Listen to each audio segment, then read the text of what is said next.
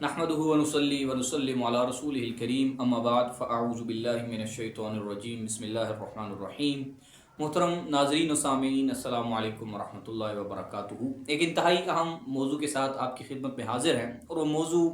اہل سنت کے عقیدے کے ساتھ تعلق رکھتے ہیں، اور اس عقیدے سے وہ مراد نہیں جو عمومی طور پہ محافل میں آپ کو نعت خوان داد لینے کے لیے کہتے ہیں کہ جی عقیدہ سنانے لگا ہوں، یا قوال جو ہیں وہ آپ کو عقیدہ اہل سنت سناتے پھرتے ہیں، یا جہلا جو ممبروں پہ قابض ہیں اور بندر کی طرح ناچنے والے ہیں وہ آپ کو عقیدہ اہل سنت کے نام پہ چورن بیچتے رہتے ہیں۔ تو یہ اس عقیدے سے ہماری اس گفتگو کا کوئی تعلق نہیں ہے۔ حقیقی جو عقیدہ اہل سنت ہے، جو ایک تسلسل ہے 14 صدیوں کا، یعنی اہل سنت جب کہتے ہیں تو اس سے یہ مراد نہیں ہے کہ کسی نعت خوان نے، کسی قوال نے، کسی گدی نشین نے، کسی پیر نے اور کسی مولوی صاحب نے کیا فرما دیا ہے وہی اہل سنت کا عقیدہ ہے۔ وہ اہل سنت کا عقیدہ پیروں نے نہیں بنانا، اہل سنت کا عقیدہ وہ آج کل کے علماء نے نہیں بنانا، اہل سنت کا عقیدہ آج کل کے جو خوش آمدی لوگ ہیں انہوں نے نہیں بنانا، اہل سنت کا عقیدہ وہ پیسے خوروں نے اور مولویوں نے نہیں بنانا۔ اہل سنت کا عقیدہ وہی ہے جو تو 14 صدیوں کا تسلسل ہے، جو ایک اجماع ہے، جو پہلی صدی سے لے کر آج تک جو ایک عقیدہ چلتا آ رہا ہے، اور وہ ہمیں کتابوں میں لکھا ہوا موجود ملے گا۔ اس کے لیے کسی نئی طرف رخ اختیار کرنے کی ضرورت نہیں ہے۔ تو آج کی ہماری گفتگو اس حوالے سے ہے کہ انبیاء کرام علیہ السلام کے بعد تمام انسانوں میں سب سے افضل جانشین مصطفیٰ اور وارث مصلی رسول، امیر المومنین، نائب رسول حضرت سیدنا ابو بکر صدیق رضی اللہ تعالی عنہ آپ کی ذات ببرکات ہے، اور یہ اہل سنت کا اجماعی عقیدہ ہے۔ 14 صدیوں کا تسلسل اسی پر ہے، صحابہ سے لے کر آج تک اہل سنت کا یہی اعتقاد ہے۔ اور میں نے اس عقیدے پہ آج دلائل نہیں دینے، دلائل کسی اگلی نشست میں انشاءاللہ دیں گے۔ میں نے آج صرف اتنی بات واضح کرنی ہے کہ اہل سنت کا یہ عقیدہ ہے۔ میری بات سمجھ لیں، میں نے صرف یہ واضح کرنا ہے کہ اہل سنت کا یہ عقیدہ ہے، یہ نہیں بتانا کہ اس کے دلائل کیا ہیں، دلائل کسی اور نشست میں ہوں گے، تاکہ جو لوگ اہل سنت کے نام پر عقیدہ بگاڑتے ہیں انہیں پتہ چل جائے، یا جو لوگ جو لا علم ہے لیکن وہ دیکھتے ہیں کہ کسی سٹیج پہ کوئی داڑھی ٹوپی سجا کے کوئی بڑا کسی گدی پہ بیٹھا ہوا براجمان کسی بزرگ کی خانقاہ پہ قابض کوئی شخص جو ہے اس کا عقیدہ یہ نہیں ہے، وہ تو ہمیں یہ عقیدہ بتاتا ہے تو اہل سنت یہ ہے۔ تو ان لوگوں کی غلط فہمی دور کرنا مقصود ہے کہ اگر آپ اہل سنت ہیں تو پھر اہل سنت کا وہی عقیدہ ہے، اور اگر آپ کا یہ عقیدہ نہیں ہے تو پھر اپنے آپ کو اہل سنت کہنا چھوڑ دیں۔ اہل سنت وہ ہے جس کے اہل سنت والا عقیدہ ہے، اور اگر کوئی اہل سنت کے عقیدے کو چھوڑ کے معتزلی عقیدہ اختیار کرتا ہے تو پھر وہ اپنے آپ کو اہل سنت تو نہ کہے، اور اگر کوئی اہل سنت کا عقیدہ چھوڑ کے خارجی عقیدہ اختیار کرتا ہے تو وہ اپنے آپ کو وہ بھی سنی نہ کہے۔ اگر کوئی اہل سنت کے عقیدے کو چھوڑ کے ناسبی عقیدہ اختیار کرے یا رافضی عقیدہ اختیار کرے، شیعی عقیدہ اختیار کرے تو وہ اپنے آپ کو شیعہ بولے، اپنے آپ کو رافضی بولے، اہل سنت نہ کہے، اور اہل سنت کے ساتھ دھوکہ نہ کرے۔ اور یہ جو ڈبل گیم ہے نا وہ کھیلنا بند کرے کہ اہل سنت بھی کہتے رہو، اہل سنت کے اعتقادات سے بغاوت بھی کرتے رہو اہل سنت کے اندر رہتے ہوئے، تو یہ ہم چلنے نہیں دیں گے، ٹھیک ہے؟ تو رنگی چھوڑ دے، یک رنگ ہو جا، یا سراسر موم ہو جا، یا سنگ ہو جا۔ تو ابھی میں صرف اہل سنت کی جو عقیدے کی، جو کلام کی، جو علم التوحید کی کتب ہیں ان کے حوالے سے آپ کے سامنے چند کتب آپ کے سامنے رکھتا ہوں، تاکہ آپ کو یہ بات واضح ہو جائے بھئی اہل سنت کی جو عقیدے کی کتابیں ان میں عقیدہ کیا لکھا ہوا ہے، ٹھیک ہے؟ دلائل انشاءاللہ پھر کسی اور نشست میں۔ ابھی اہل سنت کی جو دنیا میں سب سے پہلی مدون کتاب ہے عقیدے پہ، یعنی فقہ اکبر، امام اعظم ابو حنیفہ رضی اللہ تعالیٰ عنہ آپ نے جو کتاب لکھی تھی عقیدے کے حوالے سے، جس میں اہل سنت کے اعتقادات کو بیان فرمایا تھا، وہ ہے جی فقہ اکبر۔ اور فقہ اکبر کی جو شرح ہے میرے پاس ملا علی قاری رحمۃ اللہ علیہ والی شرح ہے، تو اس میں ملا علی قاری نے نقل فرمایا کہ قال ابو منصور البغدادی من اکابر ائمۃ الشافعیہ،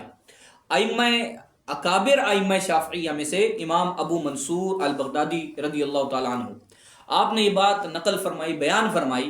کہ اجمع اہل السنت والجماعت علی ان افضل الصحابۃ ابو بکر رضی اللہ تعالیٰ عنہ، کہ تمام اہل سنت کے اس بات پر اجماع ہے کہ افضل الصحابہ، حضور علیہ السلام کے بعد آپ کے اصحاب میں، ظاہر ہے کہ تمام کائنات میں انبیاء کے بعد حضور کے صحابہ افضل ہیں، اور صحابہ میں سب سے افضل حضرت ابوبکر صدیق رضی اللہ تعالیٰ عنہ ہیں، اور اس پر اہل سنت کا اجماع ہے۔ کس کا؟ اہل سنت کا۔ اس میں روافض داخل نہیں ہے، اس میں معتزلہ داخل نہیں ہے، اس میں جناب خوارج ہمارے اجماع سے ان کا کوئی تعلق نہیں ہے۔ ہمارے احناف ماتریدیہ کے بہت بڑے امام ہیں حضرت امام نصفی رحمہ اللہ، امام ابو معین النصفی المتوفی 508 ہجری۔ آپ کے عقیدے کے اوپر جو کتاب ہے التمہید لقواعد التوحید، اور میرے پاس جو نسخہ ہے اس میں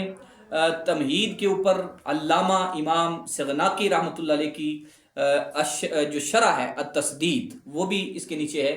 تو التمہید لقواعد التوحید میں امام نصفی رحمۃ اللہ نے فرمایا کہ ثم افضل الامت بعد نبینا صلی اللہ علیہ وآلہ وسلم ابو بکر ثم عمر ثم عثمان ثم علی رضوان اللہ علیہم اجمعین، کہ اہل سنت کا یہ عقیدہ ہے کہ انبیاء کے بعد سب سے افضل حضرت ابو بکر صدیق ہیں، پھر عمر الفاروق ہیں، پھر عثمان ذو النورین، اور پھر علی حیدر کرار ہیں رضوان اللہ علیہم اجمعین۔ یہ دو کتابیں میں نے اہل سنت کے عقیدے کو بیان کرنے والی جو ہیں وہ آپ کے سامنے رکھی ہیں کہ اہل سنت کا یہ عقیدہ ہے۔ پھر اس کے ساتھ دیکھیے امام غزالی رحمۃ اللہ علیہ حجت الاسلام، امام الائمہ امام غزالی رضی اللہ تعالیٰ عنہ، آپ نے اپنی کتاب شرح العقائد للامام الغزالی رحمہ اللہ، اس میں آپ نے بیان فرمایا ہے، صفحہ نمبر 157 ہے کہ ان افضل الناس بعد رسول اللہ صلی اللہ علیہ وآلہ وسلم ابو بکر صدیق عبداللہ بن عثمان صاحبہ علیہ الصلوۃ والسلام فی الغار و ملازمہ فی ہذہ الدار و فی تلک الدار۔ اللہ اکبر۔ امام غزالی فرماتے ہیں کہ رسولوں کے بعد اور ہمارے رسول اللہ صلی اللہ علیہ وسلم کے صحابہ میں تمام انبیاء کے بعد یعنی افضل البشر حضرت ابو بکر صدیق ہیں رضی اللہ تعالیٰ عنہ، یعنی عبداللہ بن عثمان، عثمان آپ کے والد صاحب کا نام ہے نا، ابو قحافہ عثمان،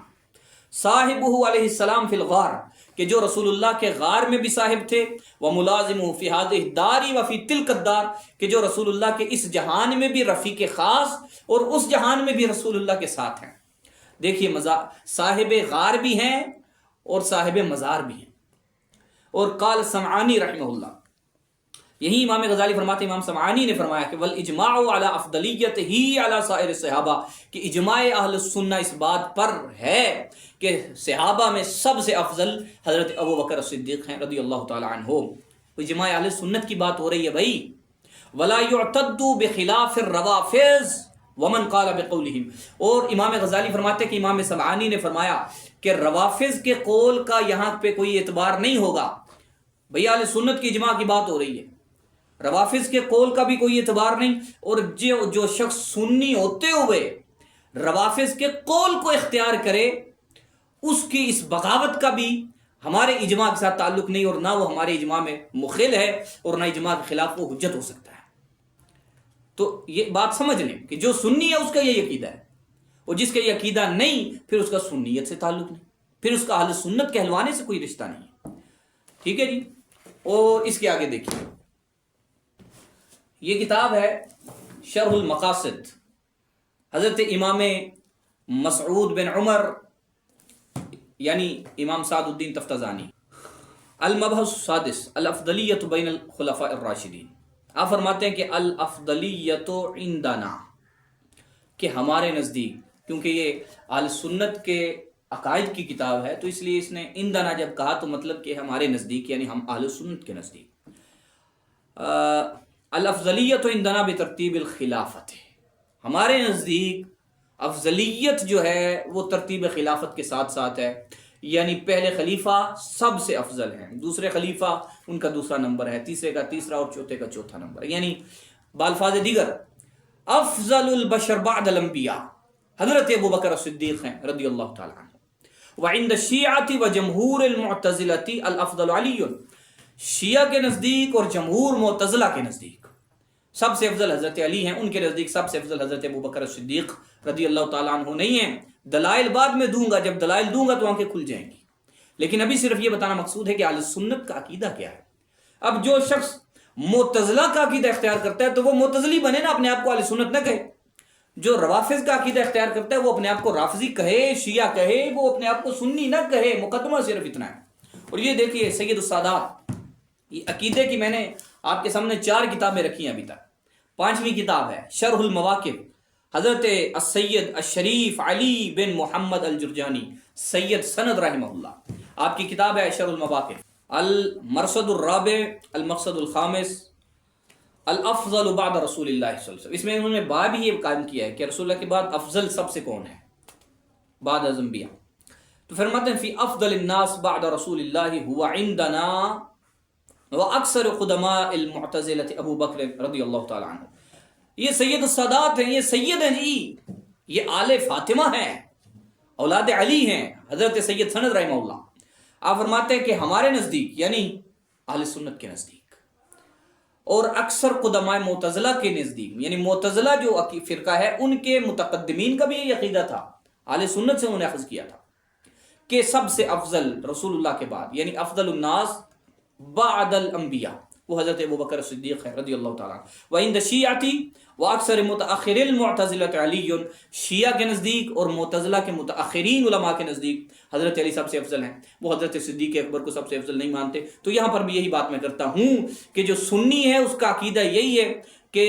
سب سے افضل وہ شخص ہے جس کو خود رسول اللہ اپنے مصلی پہ کھڑا کر کے گئے، اور وہ ابوبکر صدیق ہے رضی اللہ تعالیٰ عنہ. جس نے معتزلہ والا عقیدہ اختیار کرنا ہے وہ اپنے آپ کو سنی نہ کہے اور نہ کوئی آج کے بعد اسے سنی قرار دے نہ سمجھے. جو روافض والا عقیدہ اختیار کرتا ہے وہ رافضی اپنے آپ کو کہلائے، اپنے آپ کو سنی نہ کہلائے، یہ ظلم نہ کرے. اب یہ دیکھیے، یہ ہمارے پاس ہے جی شرح العقائد النصفی، یہ درس نظامی کے نصاب میں بھی داخل ہے. کم از کم جن کا دماغ ہلتا ہے وہ ذرا درس نظامی کی کتابیں پڑھ لیا کرے. درس نظامی کی کتاب ہے شرح العقائد النصفی، اس میں فرماتے ہیں وافضل البشر بعد نبینا، امام تفتزانی نے تصحیح کی والاحسن ان یقال بعد الانبیاء، یعنی افضل البشر بعد الانبیاء، نبیوں کے بعد سب سے افضل بشر، سب سے افضل انسان ابو بکر صدیق رضی اللہ تعالی عنہ، کہ تمام انسانوں میں انبیاء کے بعد سب سے افضل حضرت ابو بکر صدیق رضی اللہ تعالی عنہ ہیں. بتانا صرف یہ مقصود ہے کہ ہم اہل سنت ہیں، اہل سنت کا عقیدہ اہل سنت کی 14 صدیوں کی کتابوں میں یہی ہے. اس کے ساتھ دیکھیے امام ابن حجر عسقلانی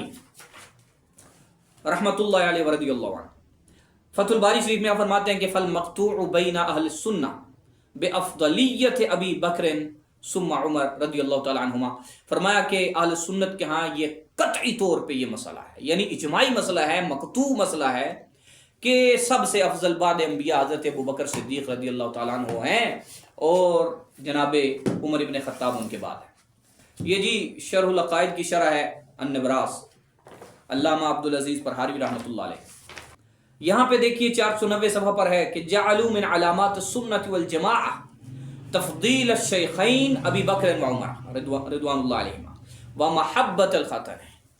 کہ ائمہ ملت نے، ائمہ اہل سنت نے، اہل سنت کے اعتقادات میں سے یہ شامل کیا ہے، اہل سنت کے اعتقادات، اہل سنت کی نشانیوں میں اس بات کو رکھا ہے، علامات میں سے رکھا ہے کہ اہل سنت حضرت ابو بکر کو اور حضرت عمر کو ان کے بعد سب سے افضل مانتے ہیں انبیاء کے بعد، اور خطنین یعنی رسول اللہ کے جو داماد ہیں حضرت عثمان ذو النورین اور علی حیدر کرام ان سے محبت رکھتے ہیں. تو یہ اہل سنت کا عقیدہ ہے. پھر یہاں پہ شاہ عبدالعزیز محدث دہلوی رضی اللہ تعالیٰ آپ نے یہ کتاب ہے تحفہ اثنا عشریہ، جو دشمن کے کلیجے کو پھاڑنے والی کتاب ہے. تحفہ اثنا عشریہ میں جب حضرت شاہ صاحب نے پہلے ہی باب میں جو شیعہ ہیں ان کے فرقے شمار کیے ہیں، تو دوسرے نمبر پہ آپ نے فرمایا کہ دوسرا فرقہ تفضیلیہ، کہ جناب امیر کو سب صحابہ پر فضیلت دیتے تھے، کہ شیعوں کا دوسرا فرقہ تفضیلی ہے جو حضرت صدیق اکبر رضی اللہ تعالیٰ عنہ کے بجائے حضرت امیر یعنی حیدر کرار رضی اللہ تعالیٰ عنہ کو جناب رسول اللہ صلی اللہ علیہ وسلم کے بنائے ہوئے امیر، جس امام کو خود رسول نے امام بنایا، اس سے بھی افضل مانتے ہیں. تو یہ تفضیلیاں ہیں اور یہ شیعہ کا گروہ ہے. تو بات کتنی کتب اہل سنت کی جو عقیدے کی کتابیں ہیں، ابھی میں نے کہا کہ دلائل نہیں رکھے، ابھی صرف یہ حوالے میں نے پیش کیے ہیں کہ اہل سنت کا عقیدہ کیا ہے. دلائل آئندہ نشستوں میں انشاءاللہ آئیں گے. تو یہی بات میں کرتا ہوں، اور اس بات کو پھیلائیں اور اس ہمارے پیغام کو اور اس ویڈیو کو شیئر کریں. میں حضرت حافظ الحدیث حضرت سیدنا جلال الدین شاہ صاحب مشہدی رحمۃ اللہ علیہ، آپ کے جامعہ مرکز اہل سنت جامعہ محمدیہ نوریہ رضویہ بکی شریف کا ایک ادنا طالب علم ہوں اور آپ کی خدمت میں حاضر ہوں. عقیدہ اہل سنت کو آپ کے سامنے واضح کر رہا ہوں. اس بات کو زیادہ سے زیادہ شیئر کریں تاکہ لوگوں کو پتہ چلے کہ اہل سنت کس شے کا نام ہے۔ اہل سنت آج کسی نے نہیں بنائے، نہ کسی نے بنانے ہیں۔ اہل سنت تو 14 صدیوں کے تسلسل کا نام ہے، یہ اہل سنت ہے۔ اب جو شخص اہل سنت ہے تو اس کا عقیدہ بھی اہل سنت والا ہوگا، جس کا عقیدہ اہل سنت والا نہیں پھر وہ اہل سنت کس بات کا ہے؟ جس نے معتزلی عقیدہ اختیار کیا ہے تو وہ اپنے آپ کو سنی نہ کہے، اپنے آپ کو معتزلی کہے، جرت کرے نا، ٹھیک ہے؟ دو رنگی چھوڑ دے، یک رنگ ہو جا اور سراسر موم ہو جائے یا سنگ ہو جائے، یا اپنے آپ کو رافضی کہو، اپنے آپ کو معتزلی کہو، یا پھر اپنے آپ کو سنیوں والے عقیدوں پہ لاؤ۔ وما توفیق الا باللہ۔